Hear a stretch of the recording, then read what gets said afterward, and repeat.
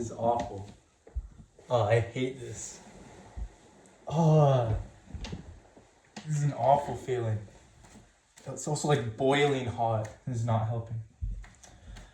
Anyway, so today I wanted to discuss with you one of my favorite books, possibly of all time. It's called The Secret History by Donna Tartt. Now, before I get into that, it's kind of a complicated and difficult book to touch on. So, to begin the analysis, I actually want to start by talking about a different book that I read quite a few years ago. When I was younger, I remember reading Fear and Trembling by Søren Kierkegaard. To be honest, if I had to give you my honest review, the book is a mess. It's dense, convoluted, and packed with rambling anecdotes and chaotic rants about God, morality, and free will. But if I had to sum it up, if I had to give you one core idea, Fear and Trembling is about the contradiction between holiness and choice. Kierkegaard uses the story of Abraham, the one where he nearly sacrifices Isaac, to explore this contradiction. He hypothesizes different versions of the story, imagining what could have happened if Abraham made a different choice. And the more he analyzes it, the more he builds this deeply uncomfortable sense of resignation to our choices. The Christian might say that Abraham was righteous for being willing to sacrifice his son. The atheist might say it's insane and immoral to kill for religion. But Kierkegaard, he sidesteps the entire debate. He doesn't care about right or wrong. Instead, he fixates on how absurd the choice itself is. How we try to make sense of our actions when maybe, just maybe, there's no sense to be made. So, why am I bringing this up? Well, recently I reread The Secret History by Donna Tartt, and I couldn't stop thinking about the connections and similarities between the books. These two books, separated by genre, characters, plot, nearly everything, ask and wrestle with the same existential questions. Do our choices matter? In The Secret History, Donna Tartt uses intense juxtaposition to highlight the absurdity of our choices and the fact that maybe we don't have as much control over our lives as we think. Now, I want you to think for a second. In most novels, a character faces a problem, identifies a solution, and then acts to resolve it. Pretty straightforward and easy to follow. But in The Secret History, that linear process is completely shattered. Take Richard, the main character. Early on, it is made clear that he has feelings for another character, Camilla. Most stories would build this into a romantic arc. Tension, payoff, bittersweet goodbye, any reason for the romance to continue or end. But Tartt, she throws our narrative expectation right out the window. Camilla ignores the buildup, ignores the foreshadowing, ignores the emotional investment we've been led to feel, and in the end, she rejects Richard with so little ceremony. I mean, it's almost surreal. It's like Tartt is daring us to ask, why would Camilla do that? And I think that's a really fascinating and interesting thing for an author to do. I mean, not only ignoring the tendencies of her characters and the desires of her characters, but also flat out refusing to acknowledge the audience. She is almost entirely ignoring the entire concept of somebody consuming the media she is producing. But here's the thing, Tartt doesn't answer the questions that she asks. She never explains why Camilla rejected, and in doing so, she's echoing Kierkegaard. Sometimes there is no why. Sometimes the choice doesn't matter.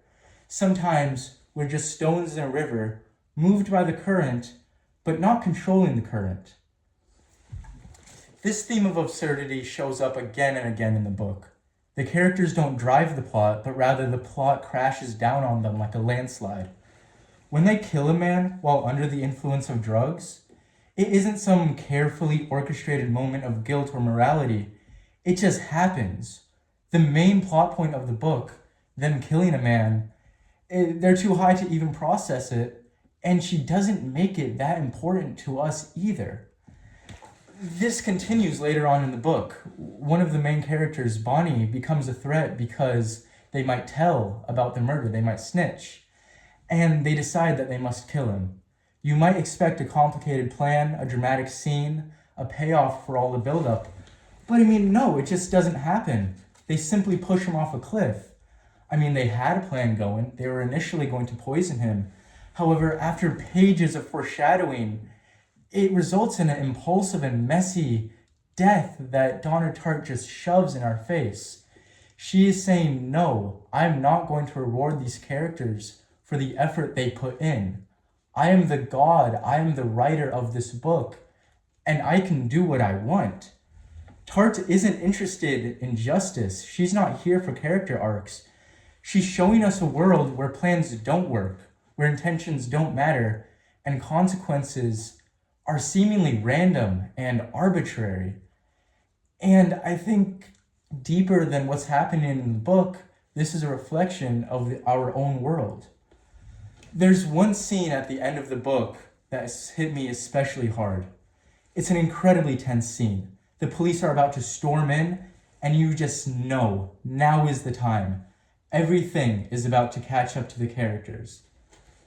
And then Donna Tartt simply kills off one of her characters. They simply kill themselves. Like, simple as one page, done deal, they're dead. And for what? It's one of the main characters. They were portrayed as calm, brilliant, someone you'd never expect to break. But here we are, there's 10 pages left of the book, and the character just kills himself for no reason. And the kicker? Nobody in the book gets arrested. The story simply ends. No justice, no resolution, just a lingering sense that nothing that the characters did mattered. None of their decisions furthered the plot. The plot simply happened to them. And I think that's simply fascinating. Why would anybody write a book like this?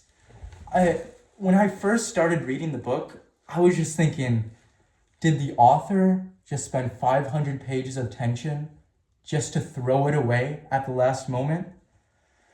But I think that understanding and that reaction to the book misses the point of what Donna Tartt and Kierkegaard before her were trying to do. What Tartt is doing is challenging the very idea of narrative control and media consumption. Even in a story where nothing is resolved and no one is punished, The Secret History is still compelling, it's gripping, it's fascinating. And in doing that, it asks important questions.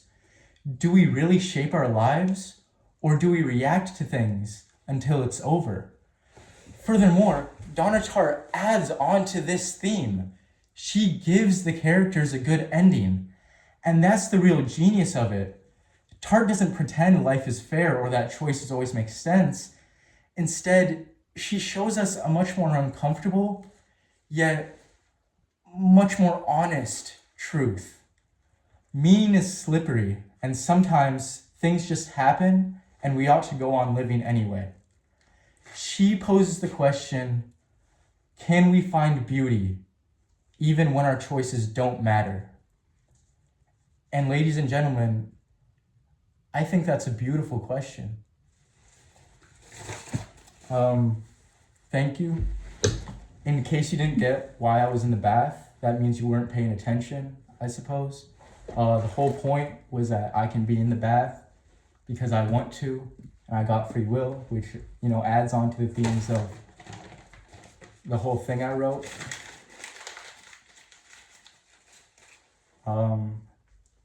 Thank you.